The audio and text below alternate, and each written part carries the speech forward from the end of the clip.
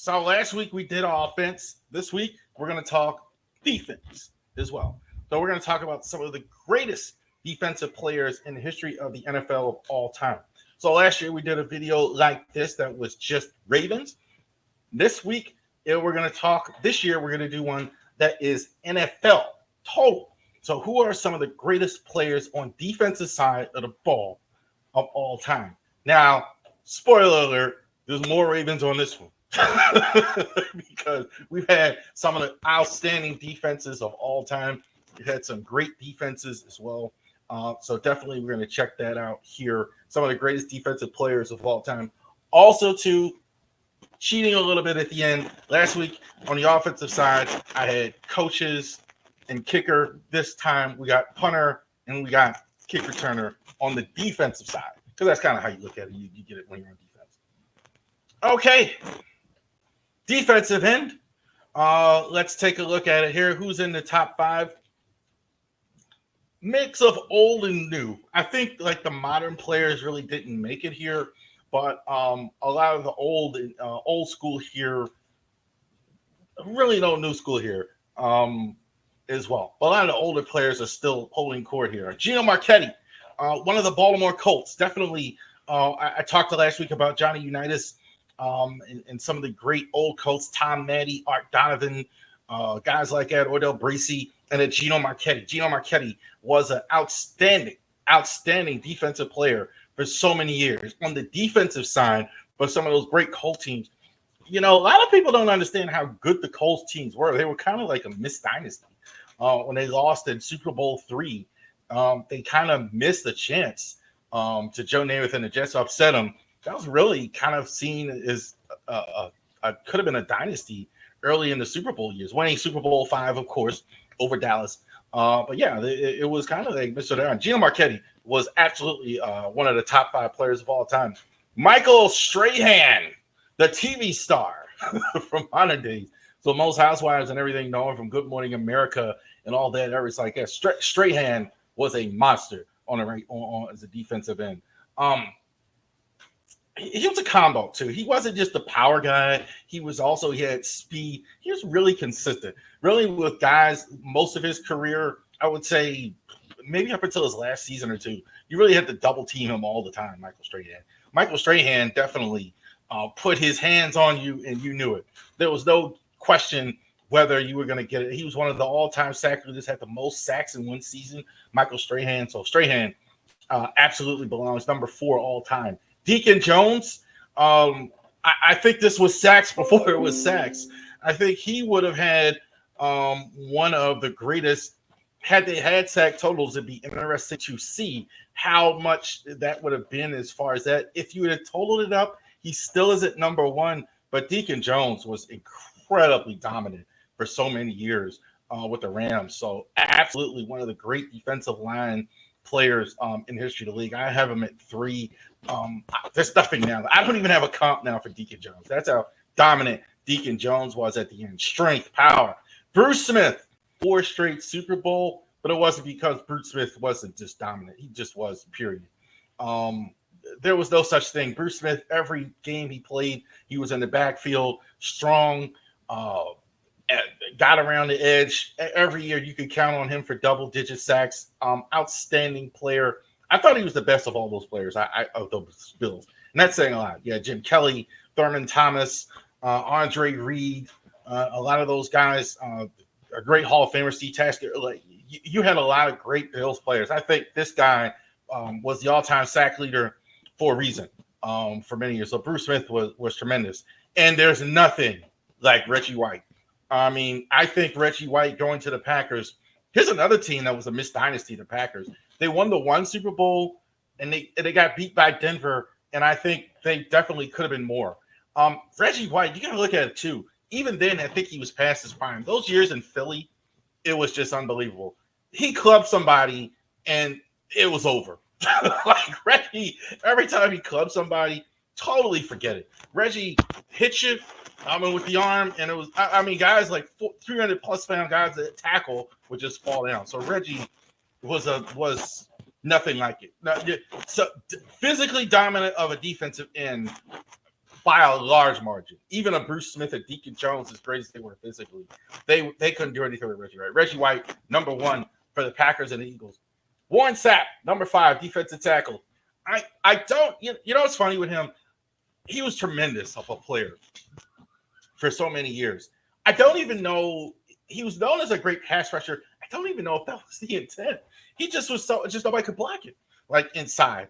Sapp, I think, was really collapsed the pocket, definitely created the defense to cover 2. I always kind of feel like that's the Warren Sapp defense. Warren Sapp, and he was next to Booger McFarland, collapsing the pocket so much so everybody else can kind of do their thing. So he was kind of the linchpin there of all those great Bucs defense. One of the greatest defenses of all time, the Tampa Bay Bucs, was there as well. Bob Lilly, for so many years in the NFL, one of the great players. If you look at the stats, absolutely dominant for so many years in the NFL. Old school.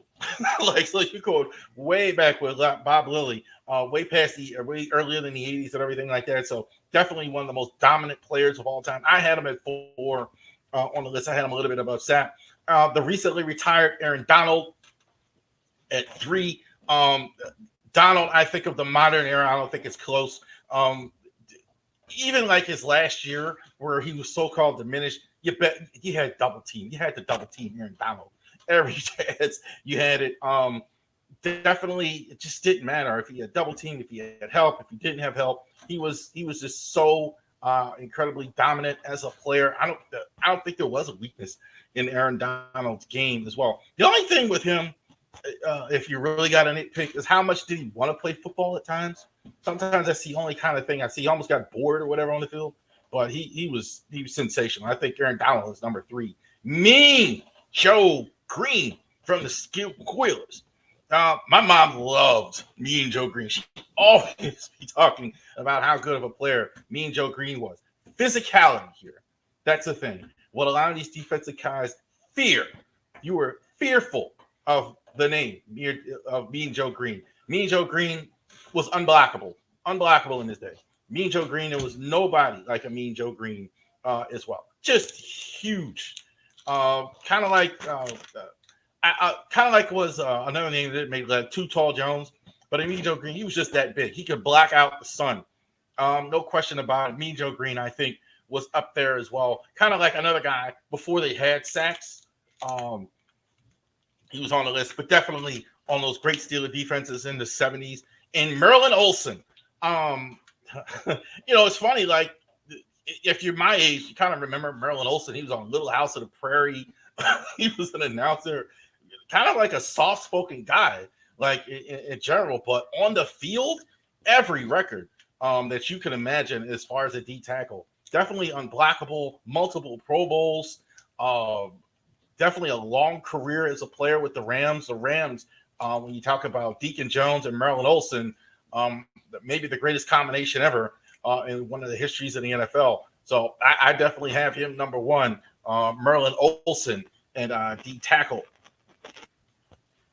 Linebacker. Here's one I think a lot of people are not going to have if they do a list like this, but I'm going to put him here. London Fletcher. His stats I'll take him next to anybody in the history of the league. Definitely a guy, 100+ tackles, outstanding. He was a tackling machine. He was outstanding no matter where he was. Multiple Pro Bowls, longevity, everything you want. The only thing missing from his game was playoffs. Played a couple years with the Rams when they were really good, but a lot of years with the Redskins when they weren't any good. Well, now the Commanders. But a lot of years with them, but that was about it as far as like pro. But I think London Fletcher was sensational. Best speed linebacker maybe in the history of the league. One of them. I really think so. Jack Lambert, outstanding. So many years with the Squealers. The Squealers had those great defensive years. Here's another thing. Fear factor. You had Mean Joe Green. You had Jack Lambert. Jack Lambert was a dirty, you know what? He just was. He hit late, hit the you guys who watch the modern NFL, the passing NFL, and you watch a Jack Lambert, you would say this guy is like you wonder how he stayed in the game. But Jack Lambert really just hit all the time. He just was a tremendous hitter. I just remember so many hard hits like that. This is one of the names I think about when you talk about hitting somebody hard. It's Jack Lambert. The eyes of Singletary. Mike Singletary at number 3.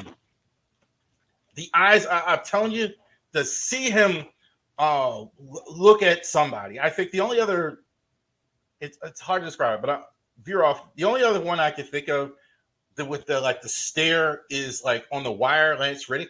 Like when he would stare at somebody, it was serious. It was the same way with Mike Singletary. I think he maximized every bit of ability he had. He just hit hard, man. As well. The best defense of all time. I think he was the linchpin, played with just emotion all the time, led with emotion, led with the Bears as well. So I think absolutely Mike Singletary, number 3. I thought for years he was at 1 for the longest time as far as me watching it. Dick Butkus, I think it speaks for itself. Dick Butkus, I think it was, again, talk about a different era of football, just main people. Like, on the field. You talk about a guy who just hit with everything in him, knock guys down. You watch a film of Dick Butkus and see how many guys stay on their feet after he even put their shoulder in them or put a head on them or whatever. You're not going to see a lot of that with Dick Butkus. Again, with Butkus, the only thing wrong there is they didn't win much. That's the only thing why he didn't. Well, maybe he's not number 1 on my list. He really didn't win much at all as well. But Dick Butkus was absolutely phenomenal. And number 1, call me a homer, Ray Lewis. There's no such thing as like a Ray Lewis. Ray Lewis doesn't exist even in the NFL even now, and he didn't play that long ago. Ray Lewis hit like everything mattered. Ray Lewis would have 15, 16 tackles in a game automatically. Didn't matter. Certainly when he was playing with Adams and Siragusa, it was automatic. Definitely, he hit with everything in him. Ray Lewis is definitely on the list there. All right, so Ray Lewis, number 1 inside linebacker. I think the only question is he the greatest linebacker at any spot, inside or outside? That's the only question there. Let's go to outside linebacker. Jack Ham, again, a lot of these squealers. I don't like the squealers. You gotta, when you're doing the list, you gotta go ahead and call like it is. Jack Ham, I think you talk about Lambert and all that other. Jack Ham, definitely more, definitely a hitter as well. Definitely dirty. That whole Steeler group, I mean, in the 70s was just so dominant. There was a reason why they won so many games. But definitely they were the ones, but he was an outstanding player as well for them. Bobby Bell, stat-wise, definitely puts him there way back. Once again, so many years in the league. Definitely one of the outstanding. Again, game was different. Guys really hit. Outside linebackers came around the edge. Bobby Bell was definitely on the forefront of that. Junior Seau, definitely a guy. Tragedy what happened to him. It's hard to not think about that. I think he ended his life. I think that's right. I think that's what happened to Junior Seau. But Junior Seau was a phenomenal edge rusher. He also too was a great chase line. I kind of like he did both things. Like, so sometimes there were guys like a Derek Brooks, or a guy like who would just edge, who kind of like gobbled you up there. He could do that as well. So he's very much a complete linebacker, not just a guy that was a pass rusher, but he kind of did both really well. So he's a good chase linebacker depending on the scheme, and definitely was a great edge rusher. Derek Thomas is another guy, unfortunately, that's no longer with us. Derek Thomas, I think, had he lived longer, definitely the numbers might have been even more. But Derek Thomas was ridiculously dominant so many years with the Schottenheimer Chiefs defense. Very underrated, those Chiefs defenses back in the 90s with Derek Thomas. A lot like number 1 on the list, in my opinion. I think he didn't have as much mouth to him, the bravado and all that, or at least overtly. But Derek Thomas, you couldn't block him. There was no such thing. There was no such thing as trying to block a Derek Thomas on a team. And number 1, I think this guy is the greatest linebacker of all time. I think he had fear. well, this is like what's missing with some of the defense now. The fear factor. You were terrified of Lawrence Taylor. Terrified. He goes out, gets some crazed dogs, and have some fun. I mean, just Lawrence Taylor was just a wild man out there. And he was so effective. I mean, again, there was no such thing as blocking Lawrence Taylor. There was just no such thing. John Elway, I thought, was terrified of this guy. I mean, it's crazy the way he was. So Taylor, I think, was I definitely have him at number one. Cornerback. Mel Blount, I think back in the old days there, I think he was definitely one of the great corners. Again, you talk about a lot of old Steelers. Here we go again. Mel Blount definitely was there. Night Train Lane. Man, you want to look at the stats on Night Train Lane. I mean, definitely one of the all-time great. What a great name that was. Night Train Lane. Corner's more physical when he played. So that's definitely what he was. Definitely guys really put their hands on you, knock you, and all that other stuff. So Night Train Lane definitely did a lot of that stuff as well. Here's a Raven, Rob Woodson. I absolutely think he was terrific. As a corner, mostly with the Steelers, with the Ravens, I know he played safety, but man, he was dominant for a long time. I think had it not been for number one on the list, he would have been much more well-known for everything he did. I mean, but Woodson, I mean, for, I would say, an 8-10 year period, you can forget it. He was really, I thought for many, many years, best cornerback in the AFC. Number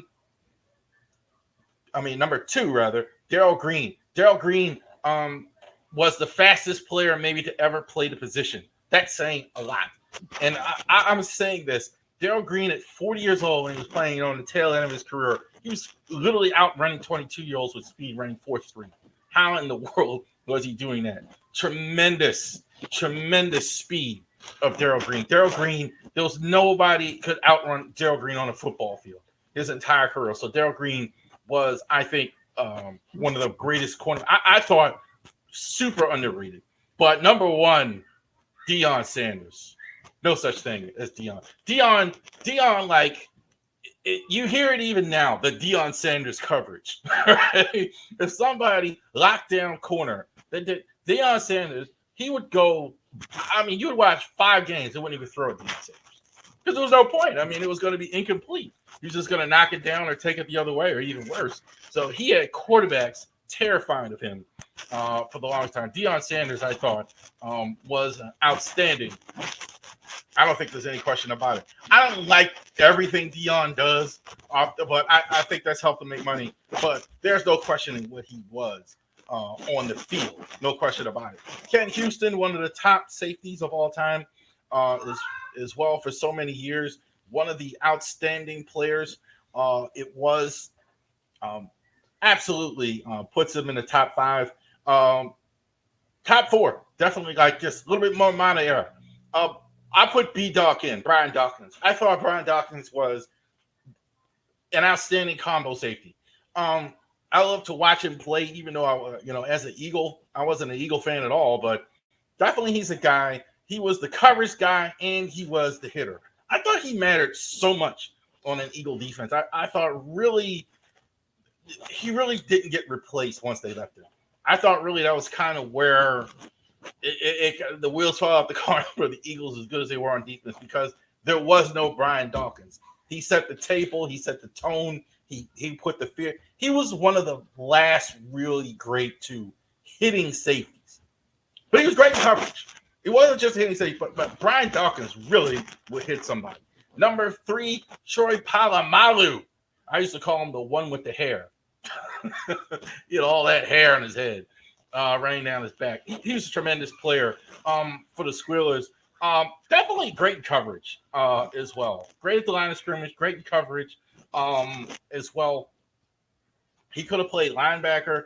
I thought Troy Polamalu was a terrific player as well. No, there's no question about it. Ed Reed, he wasn't as good as Ed Reed. Ed Reed, I think this is the greatest coverage safety in the history of the NFL. No such thing as an Ed Reed. I watched the film where Bill Belichick talks about if you watch, there was a video out there where Bill Belichick breaks down how he looked off Peyton Manning Peyton Manning looks him off because he's so far away. Ed Reed still runs across the field and makes the pick. After Manning looked him off and checked him off, that's how fast he got over the field. Ball hawk was a term before Ed Reed. He intensified it. Nobody took the ball away better than Ed Reed in the history of the NFL at the safety position. But Ronnie Lott, number one. Lott destroyed people. Well, what's the movie in Rocky? Whatever he hits, he destroys. That was Ronnie Lott. Just terrified of Ronnie Lott. Ronnie Lott laid out everybody, period. You did not. The same thing we talked about. Deion Sanders and corners are scared to throw over there. Receivers were terrified. The way they run across the middle now, that not going to happen with Ronnie Lott. Ronnie Lott would have laid you out. You wouldn't even throw that ball. He got you killed. So there's no question about it. Let's do this quick here. Reggie Roby, punter. Reggie Roby, I think, as a punter, really stuck out for me. Really boom punts for years. Like in a time where like punters weren't always that good like at the time. But Reggie Roby always with the 50 and the 60-yard punt. So he was outstanding. Long career for Sammy Ball as well. I thought he was in the top 5. Yell Larry, if you go way back, is on the list. Ray Guy. It's called the Ray Guy Punter Award. So that tells you how good Ray Guy was. So many years with the Raiders as well. And Shane Leckler, another Raider, is number 1. Leckler was terrific, man. I mean, he was – I think you look at his career average, I think it's way past a lot. And it actually looked better. Him on the team was Sebastian Galikowski. He got picked very early for a punter, and I think he was the greatest punter in the NFL history. Him as well. Punt return, kick return. I put them both in the same spot. Dante Hall. Man, if you don't know that name, definitely Google, YouTube, Dante Hall, punt returns. I mean, if he had a few more years, it'd have been tremendous. They got smart enough to kick it away from him, and he really didn't have another position. That's why I think he kind of faded out. But, man, he had like a 3-4 years. You were just crazy to kick to him. So I think Dante Hall, I have him in the top 5. Joshua Cribbs had a much longer runway for that as well. Both kick and punt return. I thought he was a tremendous kick and punt returner for years with multiple different teams, most notably in my mind with Cleveland. Mel Gray. Here's a guy who made a whole career out of this. Definitely this is the kick return as well. Definitely had a great career doing that. Brian Mitchell, so many years with the command. I'm trying not to say Redskins. With the Commanders as well when he played. Definitely a guy all around great running back. Definitely played for the Eagles, so definitely is a guy with that. But he was automatic. Him and Mel Gray, that's what they did best, I thought. But they weren't better than Devin Hester. I thought Devin Hester, I think, is the greatest returner in NFL history. Hester, I think, was just on a different level. Even in his later years, he's going to get at least 1-2 touchdowns every season, and that's what he did. He was tremendous. There you go. Those are the greatest NFL players of all time on offense. That's my list. Go ahead, disagree. I'm sure there will be disagreements. That's the fun of this. Actually, go ahead, check it out, and see who was some of the greatest players in the NFL of all